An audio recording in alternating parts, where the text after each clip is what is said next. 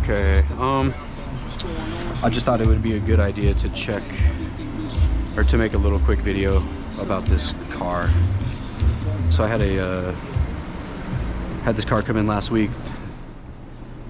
Dude says his engine light comes on and then he unplugs the battery to see if he can clear the codes, but this time they didn't clear.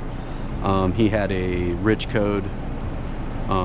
He had all kinds of codes, U codes, rich codes.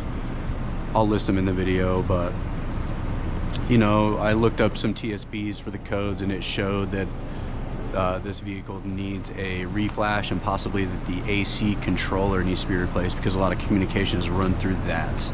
I can't reprogram here where I work. They don't allow me to do that. But what I can do is always check the communication of the systems just to check real quick. So what I'm doing, a lot of guys get confused with CAN systems. Real simple. You just want to make sure, you just want to check a waveform and make sure that there's no dropouts, no glitches, no shorts in the signal. I can't catch it. He brought it in again. I'm not been able to duplicate it, but it's a known issue with Honda. So just to give a quick little rundown, I'm just watching this waveform and it looks like the top of it goes to just under 3.5 and then the bottom of it goes to just above 1.5. So that's pretty good. You want to see from 2.5 to 1.5 and 2.5 to 3.5 on high and low speed, and then you're just looking for any glitches, right? So you want to notice if both of the graphs drop down or if they drop up or if they jump up.